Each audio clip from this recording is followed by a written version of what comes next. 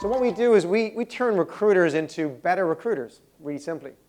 We have an online platform that teaches and engages with the recruiters to make them better. It's like a Netflix for learning. And we work with a lot of big global clients to try and deliver those solutions. We kind of focus on internet recruiting, advanced internet recruiting, diversity and inclusion, hiring, tech recruiting, and we have several more programs coming out later this year.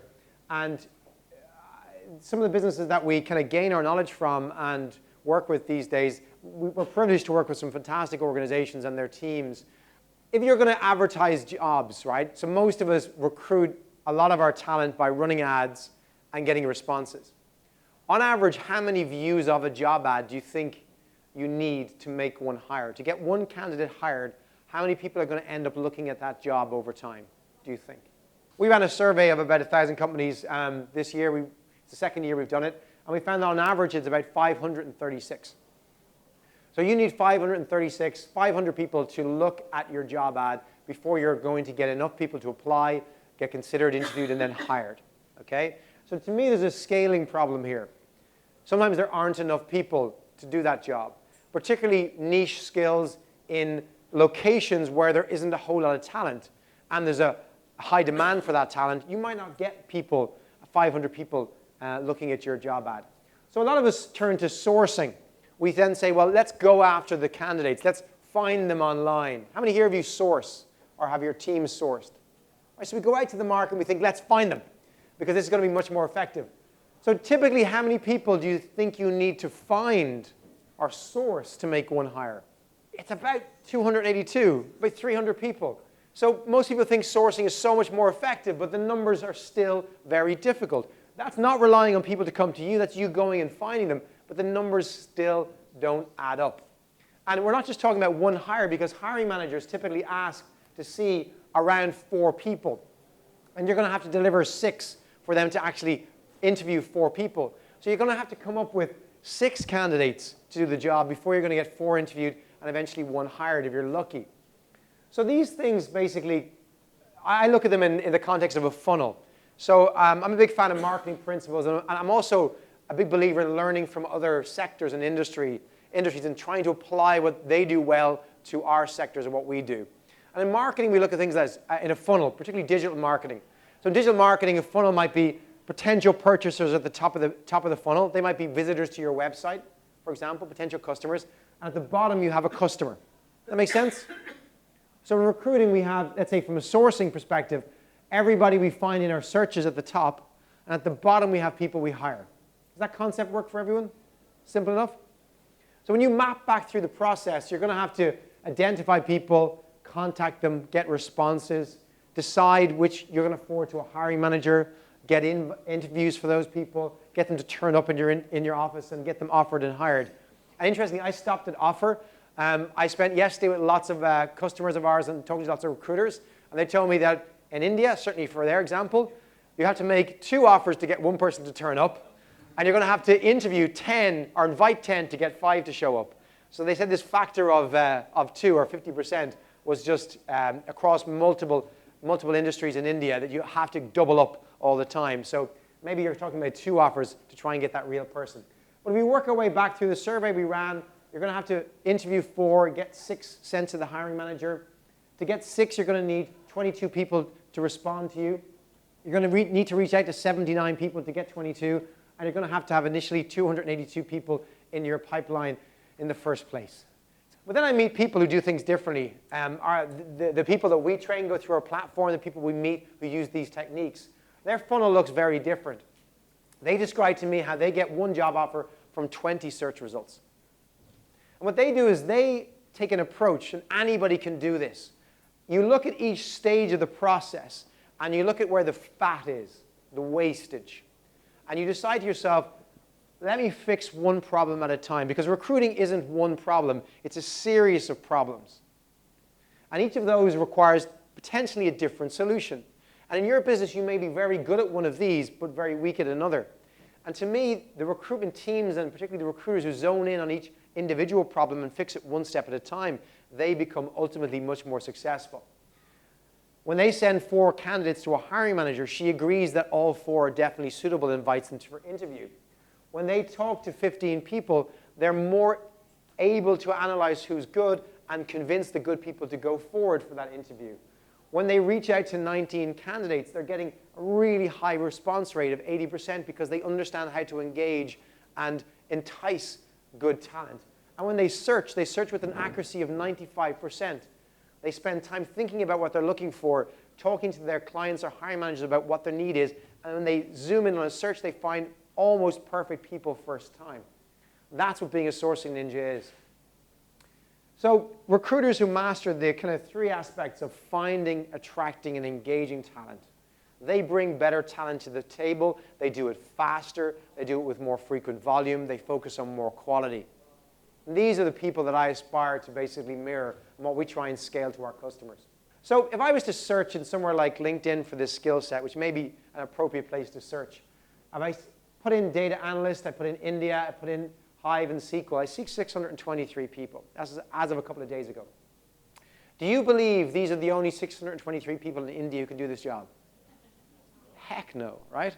But when you type those words into any database, that's what you get. Because we forget that databases aren't humans. They don't understand the intent, and they don't understand what we really want. They just match words.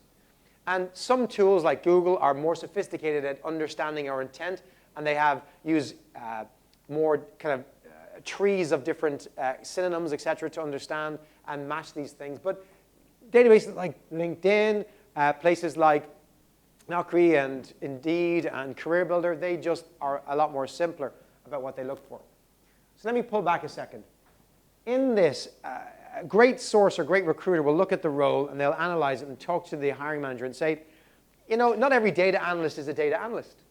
Is there another job title you could think of that a data analyst might use with these skills, but that isn't data analyst? But each of these different words you could look at synonyms, data analyst, business analyst, big data analyst. You could look at data analytics specialist, or a data modeler, or a data modeling specialist. You could be using Hive, but maybe they're okay with Hadoop or Pig or HiveQL or MapReduce, and it could be written in different ways. You could look for SQL, but you might be happy with some sort of varied way or a product of SQL or different subset of the system. So again, understanding the different ways somebody could write those skills, those keywords, those job titles, informs you for a better search.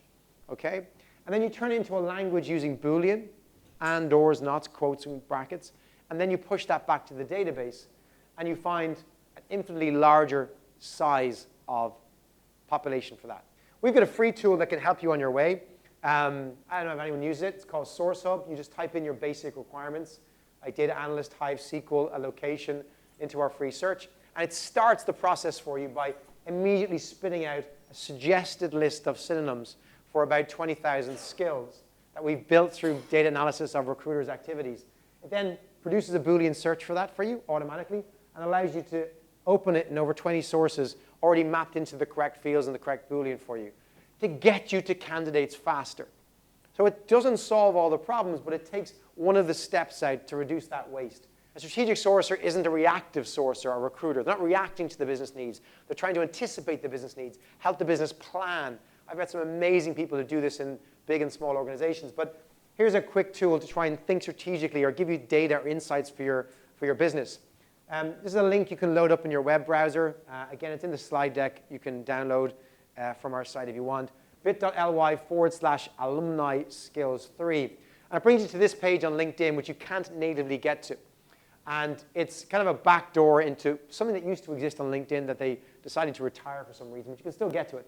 And basically, it's everybody on LinkedIn who either went to the university called university or didn't go to the university called university. So who's that? That's everybody, right? So a friend of mine, Irina, demonstrated this hack last year in Amsterdam. It's a lovely little thing.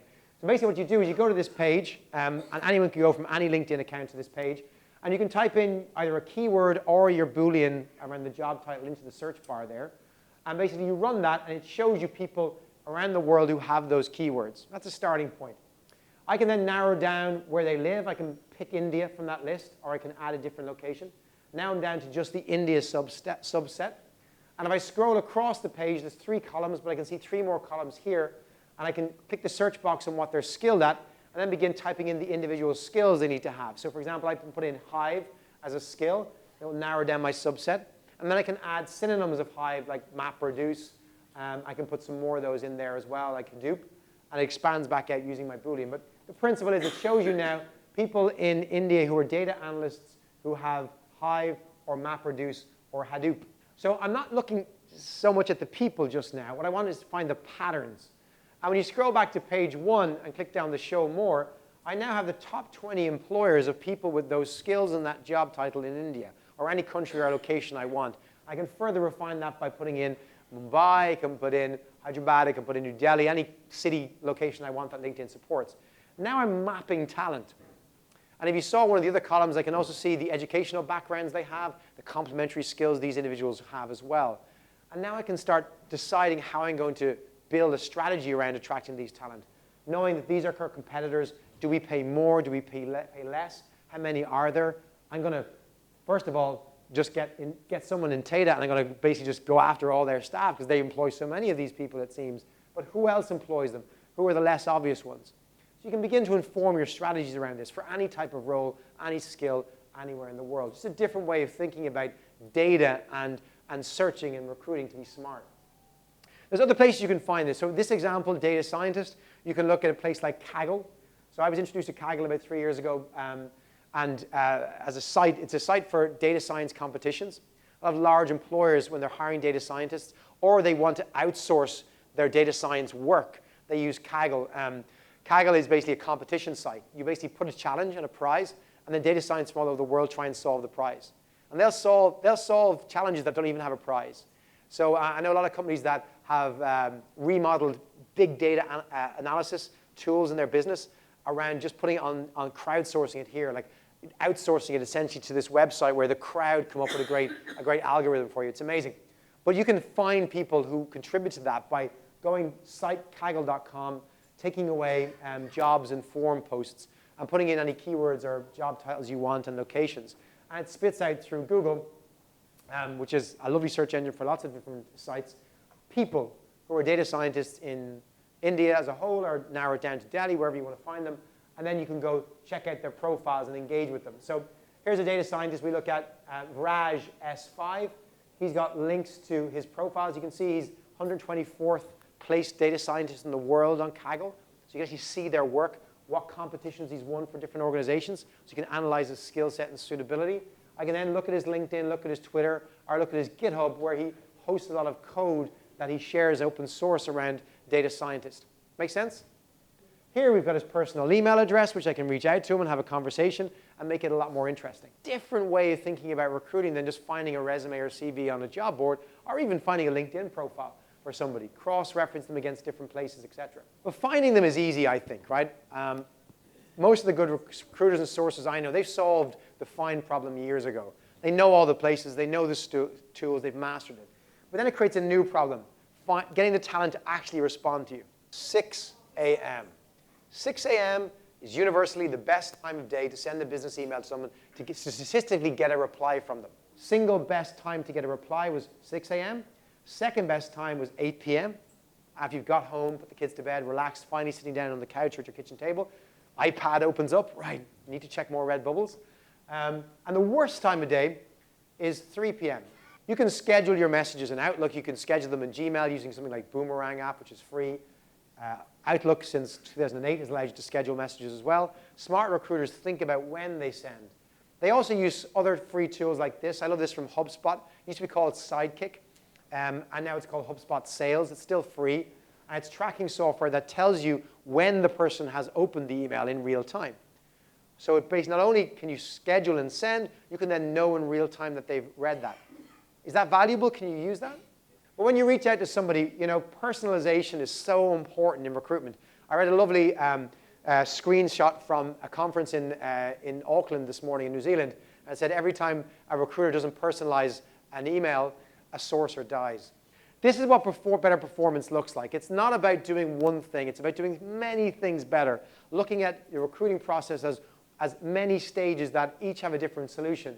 The customers we've worked with around the world, agencies, corporates, the ones I've mentioned earlier on, they're fundamentally interested in driving more productivity. 20% increase in placements for those guys, 25% increase in productivity for AMS. We did a project for Pontoon across the world for one of their global tech companies. They drove a 25% improvement in time to hire. It's all about the end results. And this is what we've done. We've put ninjas around the world. These are actually where our ninjas are around the world as of 2 months ago. And we've basically been able to see this army of people, nearly 20,000 people, improve the way they recruit. And then in return, send this back to us, and so we can scale it and share with people like yourselves.